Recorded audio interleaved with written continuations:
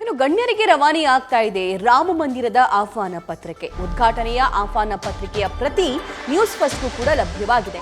ಎಲ್ಲ ಆಹ್ವಾನಿತರಿಗೂ ಕಂಡೀಷನ್ಸ್ಗಳನ್ನ ಈ ಸಮಿತಿ ಹಾಕಿದೆ. ನಿಯಮಗಳನ್ನ ಕಡ್ಡಾಯವಾಗಿ ಪ್ರತಿಯೊಬ್ಬರು ಕೂಡ ಪಾಲಿಸುವಂತೆ ಸೂಚನೆ ನೀಡಲಾಗಿದೆ. ಶ್ರೀರಾಮ ಜನ್ಮಭೂಮಿ ಟ್ರಸ್ಟ್ನಿಂದ ಆಹ್ವಾನ ಪತ್ರಿಕೆ ರವಾನೆಯಾಗಿದೆ. ಭಾಗಿಯಾಗುವ ಆಹ್ವಾನಿತರಿಗೆ ಕಂಡೀಷನ್ಸ್ ಅಪ್ಲೈ ಆಗುತ್ತೆ. ಹಾಗಾದ್ರೆ ಆ ಕಂಡೀಷನ್ಸ್ಗಳು ಏನೇನು ಅಂತ, ಶತಶತಮಾನಗಳ ಕನಸು ಈಗ ನೆರವೇರ್ತಾ ಇದೆ. ಸೊ ಅದನ್ನ ಕಣ್ತುಂಬಿಕೊಳ್ಳೋಕ್ಕೋಸ್ಕರ ಲಕ್ಷಾಂತರ ಕೋಟ್ಯಂತರ ಭಾರತೀಯರು ಕಾತರರಾಗಿ ಕಾಯ್ತಾ ಇದ್ದಾರೆ. ಸೊ ಅಯೋಧ್ಯೆಯ ರಾಮ್ಲಲ್ಲಾ ಮೂರ್ತಿಯ ಉದ್ಘಾಟನೆಯ ಆ ಪ್ರತಿ ನ್ಯೂಸ್ ಫಸ್ಟ್ನಲ್ಲಿ ನೀವು ಗಮನಿಸ್ತಾ ಇದ್ದೀರಾ. ಹಾಗಾದರೆ ಕಂಡೀಷನ್ಸ್ ಏನೇನಿದೆ ಈ ಬಗ್ಗೆ ಮತ್ತಷ್ಟು ಡೀಟೇಲ್ಸ್ ನಮ್ಮ ಮೈಸೂರು ಪ್ರತಿನಿಧಿ ರವಿ ಪಾಂಡವಪುರ ನೀಡ್ತಾ ಹೋಗ್ತಾರೆ. ರವಿ, ಈ ಕಾರ್ಯಕ್ರಮಕ್ಕೆ, ಈ ಭವ್ಯ ಐತಿಹಾಸಿಕ ಕಾರ್ಯಕ್ರಮಕ್ಕೆ ಪಾಲ್ಗೊಳ್ಳುವಂಥ ಆಹ್ವಾನಿತರಿಗೆ ಕಂಡೀಷನ್ಸ್ ಅಪ್ಲೈ ಆಗ್ತಾ ಇದೆ. ಏನೇನವು ಕಂಡೀಷನ್ಸ್ ಹಾಗಾದರೆ? ಪ್ರಪಂಚದ ಗಮನವನ್ನೇ ತನ್ನತ್ತ ಸೆಳೆದಿರುವಂತಹ ಅಯೋಧ್ಯೆಯ ರಾಮ್ಲಲ್ಲಾ ಮಂದಿರದ ಉದ್ಘಾಟನೆಗೆ ದಿನಗಣನೆ ಆರಂಭ ಆಗಿದೆ. ಇದಕ್ಕಾಗಿ ಸುಮಾರು 2,000 ಮಂದಿಗೆ ಆಹ್ವಾನ ಪತ್ರಿಕೆಯನ್ನ ರಾಮ್ ಜನ್ಮಭೂಮಿ ಟ್ರಸ್ಟ್ನವರು ನೀಡಿದ್ದಾರೆ. ಇದರಲ್ಲಿ ಪ್ರಮುಖವಾಗಿ ಆ ಒಂದು ಆಹ್ವಾನ ಪತ್ರಿಕೆ ತಲುಪಿರೋದು ಕರ್ನಾಟಕದ, ಅದರಲ್ಲೂ ಮೈಸೂರಿನ ಶಿಲ್ಪಿ ಅರುಣ್ ಯೋಗಿರಾಜ್ ಅವರಿಗೆ. ಇದಕ್ಕೆ ಪ್ರಮುಖವಾದ ಕಾರಣ ಅಂತ ಅಂದರೆ ಅರುಣ್ ಯೋಗಿರಾಜ್ ಅವರು ರಾಮ್ಲಲ್ಲಾ ಬಾಲಮೂರ್ತಿಯನ್ನ ಅವರು ಕೆತ್ತಿದ್ದಾರೆ, ಅಂದರೆ ಅದನ್ನು ಅರಳಿಸಿದ್ದಾರೆ. ಆ ಕಾರಣಕ್ಕಾಗಿ ಅವರಿಗೂ ಕೂಡ ಆಹ್ವಾನವನ್ನ ನೀಡಲಾಗಿದೆ. ಆದರೆ ಆಹ್ವಾನ ಪತ್ರಿಕೆಯಲ್ಲಿ ಸುಮಾರು 12 ಕಂಡೀಷನ್ಸ್ಗಳನ್ನ ಸದ್ಯ ಆ ರಾಮ್ ಜನ್ಮಭೂಮಿ ಟ್ರಸ್ಟ್ ಅವರು ಹಾಕಿದ್ದಾರೆ. ಆ 12 ಕಂಡೀಷನ್ಸ್ಗಳನ್ನ ನೀವು ಪಾಲಿಸಲೇಬೇಕು. ಕಡ್ಡಾಯವಾಗಿ ಪಾಲಿಸಿದ್ರೆ ಮಾತ್ರ ನೀವು ಪ್ರವೇಶವನ್ನ ಪಡೆದುಕೊಳ್ಳಿ ಅನ್ನೋ ಮಾತುಗಳನ್ನ ಹೇಳ್ತಾರೆ. ಅದರಲ್ಲಿ ಪ್ರಮುಖವಾದ ಮೊದಲನೇ ಕಂಡೀಷನ್ ಅಂತಂದ್ರೆ ಜನವರಿ 22ರಂದು ಉದ್ಘಾಟನೆ ಆಗುವಂತಹ ರಾಮ ಮಂದಿರ ಕಾರ್ಯಕ್ರಮಕ್ಕೆ ನೀವು ಜನವರಿ 20ನೇ ತಾರೀಕಿನ ಒಳಗಿರೆ ಅಯೋಧ್ಯೆಯನ್ನು ತಲುಪಬೇಕು ಅಂತ ಹೇಳಿ ಮೊದಲನೇ ಕಂಡೀಷನ್ ಹಾಕಿದ್ದಾರೆ.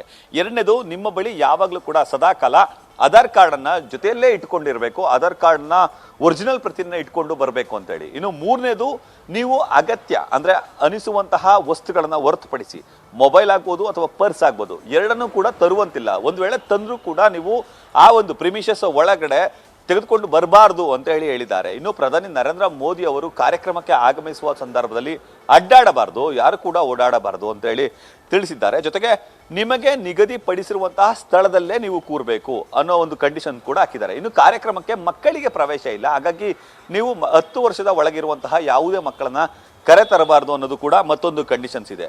ಇನ್ನು ಇದ್ರ ಜೊತೆಗೆ ರಾಮ್ ಜನ್ಮಭೂಮಿ ಅವರು ಒಂದು ಆ್ಯಪ್, ಮೊಬೈಲ್ ಆ್ಯಪನ್ನ ಅವರು ಬಿಡುಗಡೆ ಮಾಡಿದ್ದಾರೆ. ಆ್ಯಪಲ್ಲಿ QR ಕೋಡ್ ಇರುತ್ತೆ. ಆ ಕೋಡ್ ಮೂಲಕ ಇವರು ಆ್ಯಪನ್ನು ಡೌನ್ಲೋಡ್ ಮಾಡ್ಕೊಂಡು ತಮ್ಮ ವಿಳಾಸ ಸೇರಿದಂತೆ ಅರ್ಜಿಯನ್ನು ಭರ್ತಿ ಮಾಡಿ ಅದನ್ನು ಅಲ್ಲಿಗೆ ಕಳಿಸ್ಬೇಕು. ಅವರು ಅದನ್ನು ಅಪ್ಲೋಡ್ ಮಾಡಿ ಅವ್ರಿಗೊಂದು ID ಕಾರ್ಡನ್ನು ಕೊಡ್ತಾರೆ. ಆ ID ಕಾರ್ಡನ್ನು ಸದಾಕಾಲ ಅವರು ಧರಿಸಿರಲೇಬೇಕು.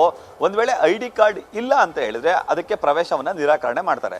ಇನ್ನು ಇದರ ಜೊತೆಗೆ ಸೆಕ್ಯೂರಿಟಿ ಉದ್ದೇಶದಿಂದಾಗಿ ಭದ್ರತೆಯನ್ನು ಹೆಚ್ಚಿನ ಸಂಖ್ಯೆಯಲ್ಲಿ ನಿಯೋಜಿಸಿರ್ತಾರೆ. ಹಾಗಾಗಿ ಭದ್ರತಾ ಸಿಬ್ಬಂದಿಗಳು ಕೇಳಿದಂತಹ ಸಂದರ್ಭದಲ್ಲಿ ತಾವು ತಮ್ಮ ID ಕಾರ್ಡ್ ಜೊತೆಗೆ ರಾಮ್ ಜನ್ಮಭೂಮಿ ಟ್ರಸ್ಟ್ ಅವರು ನೀಡಿರುವಂತಹ ಒಂದು ID ಕಾರ್ಡ್ ಅನ್ನು ಕೂಡ ನೀವು ಶೋ ಮಾಡಲೇಬೇಕಾಗುತ್ತೆ. ಒಂದು ವೇಳೆ ಮಾಡಲಿಲ್ಲ ಅಂದ್ರೆ ನಿಮ್ಮನ್ನ ಹೊರ ಹಾಕ್ತೀವಿ ಅಂತ ಹೇಳಿ ಕೂಡ ಕಂಡೀಷನ್ಸ್ ಅಲ್ಲಿ ಇದೆ.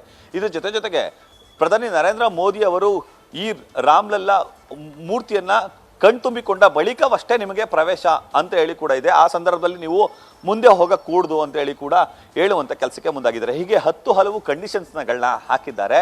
ಇನ್ನು ಅದ್ರ ಜೊತೆಗೆ ಜೈ ಶ್ರೀರಾಮನ ಘೋಷಣೆಯೊಂದಿಗೆ ನಿಮ್ಮ ಕುಟುಂಬದವರಿಗೆ ಆಹ್ವಾನವನ್ನು ನೀಡಲಾಗ್ತಿದೆ ಅಂತ ಹೇಳಿ ಕೂಡ ಹೇಳಿದ್ದಾರೆ. ಆದರೆ ಕುಟುಂಬದಲ್ಲಿ ಪರ್ಟಿಕ್ಯುಲರ್ ಆಗಿ ಅವರು ಮೆನ್ಷನ್ ಅನ್ನ ಮಾಡಿದ್ದಾರೆ. ಯಾವ ವ್ಯಕ್ತಿಗೆ ಬರಬೇಕು, ಯಾವ ವ್ಯಕ್ತಿಗೆ ನೀವು ನಮ್ಮ ಬಳಿ ಪ್ರವೇಶ ಇದೆ ಎಂಬುದನ್ನು ಕೂಡ ಅವರು ಆ ಒಂದು ಇನ್ವಿಟೇಷನ್ ಕಾರ್ಡಲ್ಲಿ ತೋರಿಸುವಂತಹ ಕೆಲಸಕ್ಕೆ ಮುಂದಾಗಿದ್ದಾರೆ.